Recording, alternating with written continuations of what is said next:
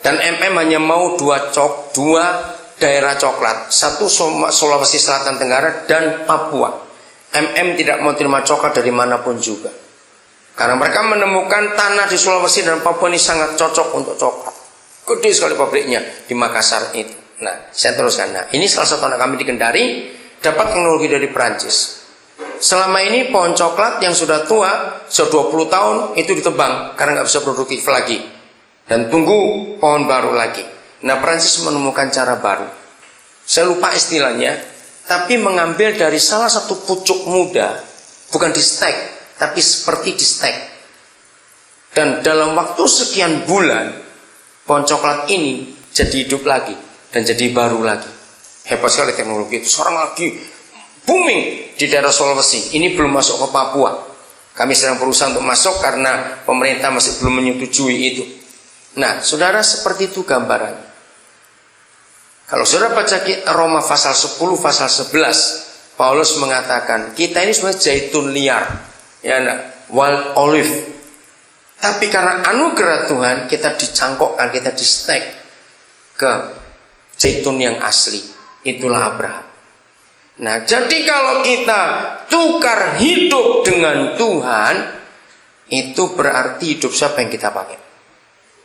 Hidup Tuhan. Coba saudara beri tanda ya, Roma 14 kita belum selesai. Lihat sekarang Galatia 2 ayat yang ke-20. Tolong bacakan bahasa Inggrisnya langsung. Inilah kekristenan itu, saudara. Jadi kita nggak bicara soal ritualnya, soal doa paginya, soal baca Alkitabnya, soal pujiannya, musiknya, enggak. Itu efeknya saja. Tapi esensinya justru hidup kita dengan Tuhan itu harus nempel. Silakan baca bahasa Inggrisnya. Boleh berapa terjemahan sekaligus saudara baca? Ya, Crucified with Christ. Terus pelan-pelan.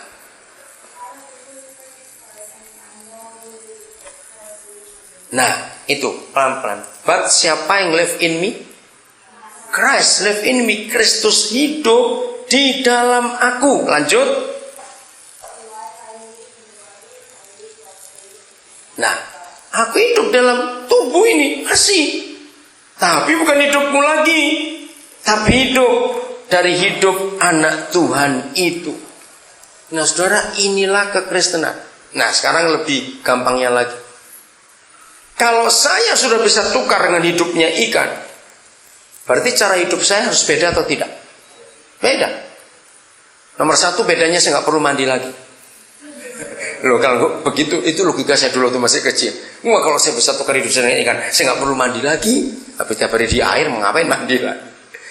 Tapi bukan itu yang penting. Cara hidup ini berubah. Kalau aku ini sudah mati tapi hidup lagi, dan ternyata hidup yang kuhidupi dari hidupnya Yesus, bukan hidupku lagi, berarti cara kita berpikir, cara kita merasa, cara kita melihat sesuatu, cara kita berkata sesuatu, itu pakai hidupnya siapa? Ya jelas Kristus. Siapa yang menghidupi kita saat itu? Maka itu kekristenan kita itu harus kita cek setiap saat. Maaf ya, jangan saudara merasa bagaimana kalau saya katakan. Dengarkan kalimatnya. Tidak semua orang mandi itu mandi. Mikir. Lu ngerti gak kata-kata ini? Bisa macam-macam konotasinya. Ayo. Lagi sekali, tidak semua orang mandi itu mandi. Tidak semua orang makan itu makan. Nangkap gak sih maksudnya? Nggak nangkap, oke. Sebab orang yang mandi nggak tentu hanya mandi saja. Bisa macam-macam dia di situ. Loh, nangkap gak sekarang kalau begini saya ngomong?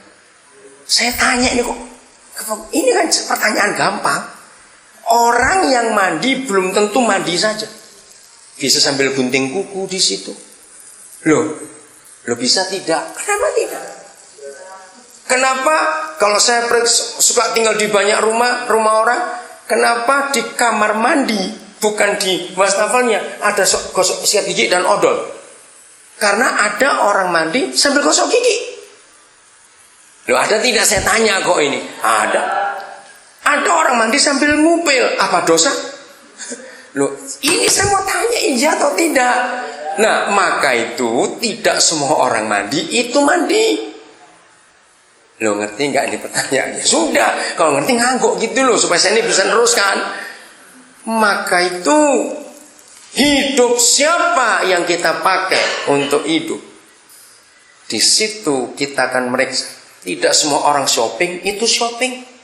Kemarin kami dari Philadelphia dengar cerita yang sangat mengharukan. Umur berapa lu saya tangkap 40-an kan ya? Yang kleptomani itu loh, cerita itu. Bayangkan sudah 40-an. Dia bisa curi USB yang cuma berapa dolar itu. Masuk penjara. Nah, tidak semua orang shopping itu shopping. Ngerti maksudnya? Nggak semua orang makan itu makan. Bisa ngerjakan macam-macam. Nah, persoalannya, siapa yang menghidupi orang itu? Atau kita ini hidup dengan siapa?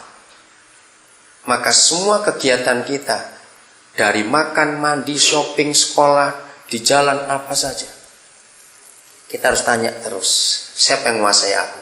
Siapa yang ngatur aku? Ngerti maksudnya saudara? Nah, disitulah nilai atau value Christianity. Apa saja yang kita sekedar mengeluarkan uang, walaupun uang sendiri, jangan sampai uang orang lain kita keluarkan, itu maling namanya. Walaupun itu untuk keperluan kita sendiri, biasakan untuk tanya. Kalau aku beliin, ya, ini pertanyaan penting. Saya membiasakan itu dari dulu. Kalau aku beli ini, Tuhan itu untung atau tidak? Kalau aku pakai ini, Tuhan itu untung atau tidak? Setelah itu saya akan tanya yang kedua. Kalau aku beli ini, kira-kira orang lain keberkatan enggak kalau aku punya ini? Mungkin bocori hal yang aneh. Masa kita jadi tanyakan? Betul?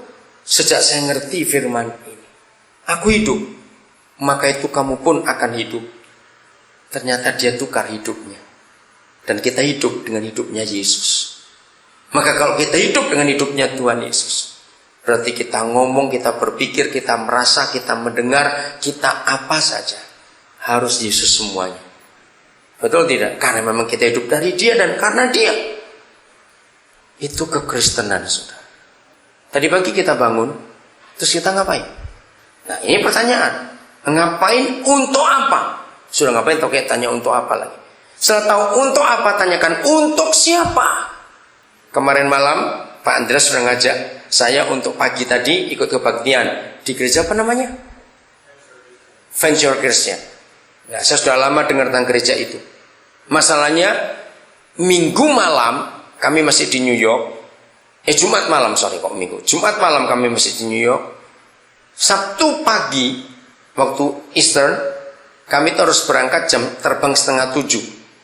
Berarti kami harus ada di airport paling lambat itu jam 5. Paling lambat karena domestik. Nah, jadi kami harus bangun paling lambat jam 4. Nah, kami pulang dari kebaktian Jumat malam itu sudah jam 11 lewat. Saya belum packing, maka packing dulu. Setelah packing, masih ada konseling lagi yang dari Philadelphia. Jadi saya tidur kurang lebih 1 jam. Lalu perjalanan 8 jam kemarin karena stop ada transit di Memphis. Tiba langsung ke homeless ministry di Golden Gate Park. Selesai situ kira-kira jam 2, jam 3 kami baru makan. Dari pagi belum makan, baru kali itu makan. Selesai dari makan jam 5 kita ada fellowship di kantor gereja.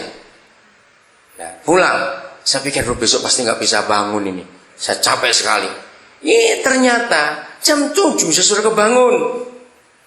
Nah, maka itu saya selalu tanya, ngapain? Istri saya tanya, kamu jadi pergi enggak? Saya belum jawab, karena saya masih mikir, mau tidur lagi atau pergi? Nah, kan tanya bukan? Karena hidup saya, itu hidup Tuhan Yesus. Saya tanya, Tuhan, saya perlu tidur lagi atau saya cukup tidur segini? Sejahtera, hati saya segar, fisik saya fresh sekali, ya sudah. Terus semalam kami nyuci, saya belum jemur, jadi saya langsung angkat pakaian itu dari washing machine. Nah, saya belum dengar Pak Andreas keluar kamar atau tidak. Kira-kira jam 7:30 kurang, dia keluar. Saya tanya, jadi pergi? Jadi ya udah, kalau jadi pergi saya pergi. Saya pergi. Dan tidak pikir saya dapat firman yang luar biasa. Bicara soal